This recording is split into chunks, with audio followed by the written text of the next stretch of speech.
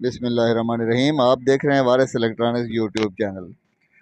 दोस्तों, आज हम एक ये चार्जर है, चाइना वाला बैटरी चार्जर, अ, ये रिपेयरिंग के लिए आया है और इसको किस तरह रिपेयर करना है, इसमें क्या चीज़ ख़राब है और क्या मसला है, इस पर हमने आज डिस्कस करनी है। अगर आपने हमारे चैनल को अभी तक सब्सक्राइब नहीं किया तो प्लीज़ हमारे चैनल को सब्सक्राइब कर लें और बेल आइकन के बटन को भी दबा लें ताकि हमारी आने वाली वीडियोस भी आप तक पहुंचती रहें। तो दोस्तों, ये है सोगो कंपनी का, ये इसका कवर मैं आपको दिखा रहा हूँ जी। सोगो कंपनी का मॉडल है MA1220A। ठीक है। अच्छा, सबसे पहले हम इसका जायज़ा लेंगे कि इसमें क्या चीज़ ज़ाहरी तौर पर हमें ख़राब नज़र आती है। तो सबसे पहले आप देखें जी, ये जो कैपेसिटर है, ये कैपेसिटर ठीक है, तो इसका ऊपर एक प्लास्टिक कवर होता है, वो भी उतरा हुआ है। और इधर देखें जी, इसका इलेक्ट्रोलाइट जो है वो निकला है और यहाँ तक फैला हुआ है।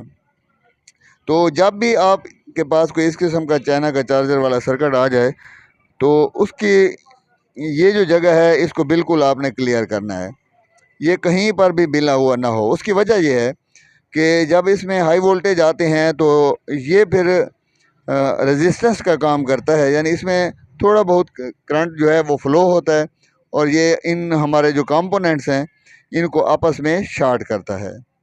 तो ये बिल्कुल नहीं होना चाहिए, ठीक है। अच्छा, दूसरी बात ये है कि आप यहाँ पर अगर देखें तो एक रेजिस्टेंस लगी हुई है।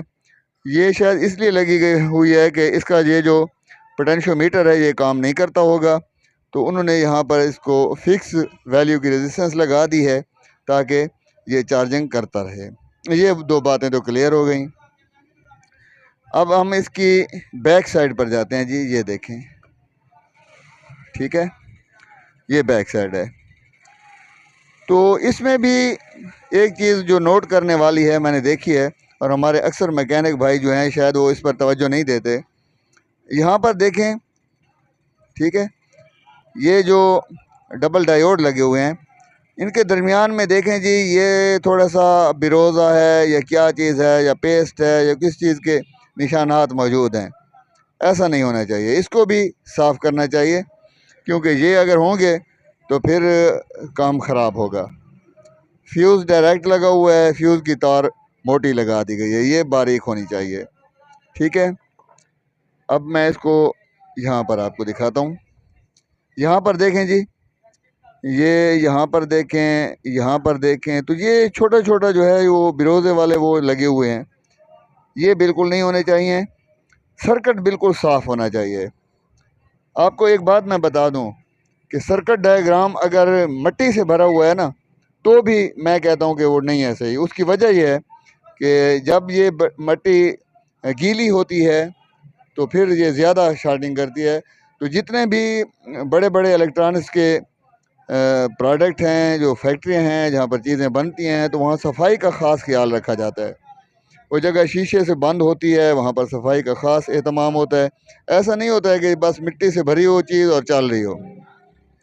अच्छा, इस पर देखें जी, जहाँ पर ये बड़े FAT पावर वाले लग रहे हैं, ये देखें जी, मैंने एरो का निशान बना दिया है। तो यहाँ पर भी आप देखें, इनकी बीच में सफाई नहीं है, सफाई ज़रूरी है।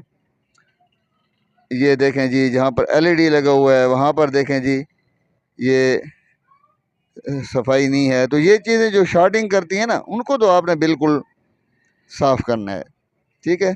जितनी सफाई होगी उतना ज़्यादा ये कामयाबी से चलेगा।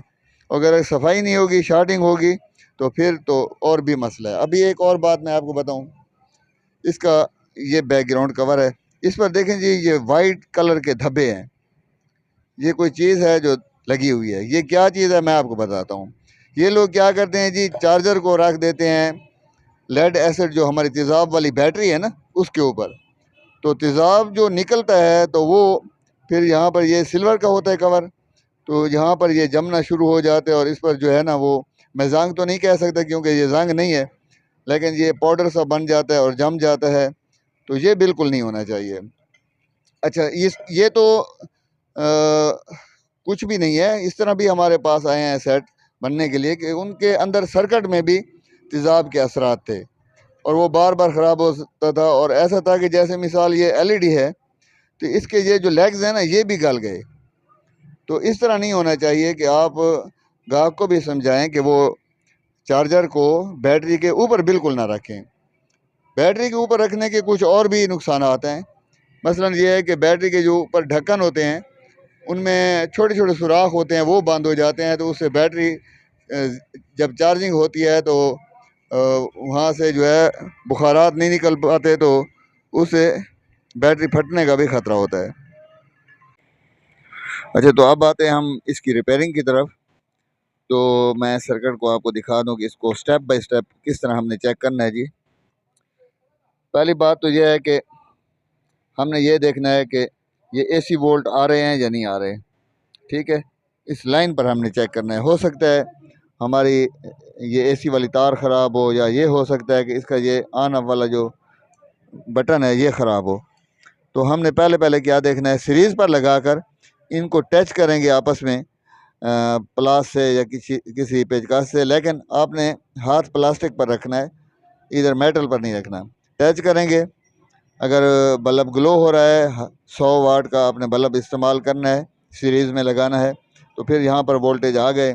फिर आपने देखना है कि इन कैपेसिटर पर जो है वोल्ट, इस पर अपना डायोड पर, इन पर वोल्ट आ रहे हैं। ठीक है, उसके बाद कैपेसिटर है जी, कैपेसिटर चार्ज होना चाहिए। इस पर हम अपने वोल्ट मीटर से जब चेक करेंगे तो ये वोल्ट 220 नहीं होगा, इधर ज़्यादा होंगे, 350 400 तक वोल्ट भी हो सकते हैं।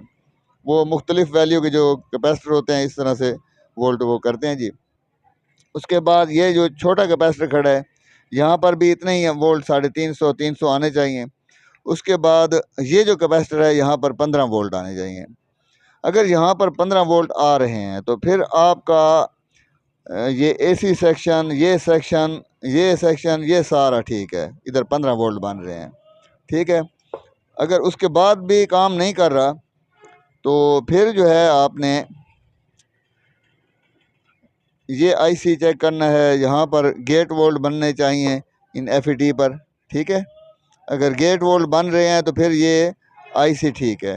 अगर गेट वोल्ट बन रहे हैं वो ठीक है, फिर आपने ये FET चेक करने हैं, FET चेक करने हैं। और FET लगाने से पहले आपने ये डबल डायोड जो हैं ये चेक करने हैं, ये शॉर्ट ना हो, डबल डायोड ठीक हो। उसके बाद आपने ये FET लगाने हैं।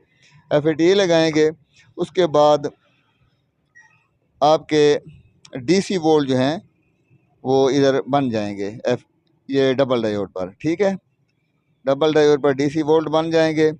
वो वोल्ट, ये जो बड़ी कैल है ये वोल्ट को बढ़ाती है, यानी बूस्ट करती है, यानी इसके पीछे वोल्ट कम होंगे, आगे थोड़े ज़्यादा होंगे।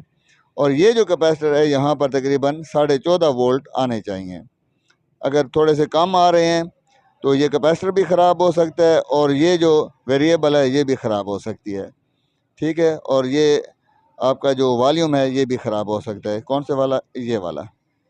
तो वोल्ट यहाँ पर पूरे आने चाहिए। जब आ गए उसके बाद अगर बैटरी सेंस नहीं कर रहा तो फिर ये जो FET है ये प्रोटेक्शन वाली, ठीक है, इसको आपने चेक करना है। अगर ये भी ठीक है तो फिर इसके पीछे जो छोटे छोटे कंपोनेंट्स लगे हुए हैं वो आपने चेक करने हैं कि वो ख़राब हैं या ठीक हैं।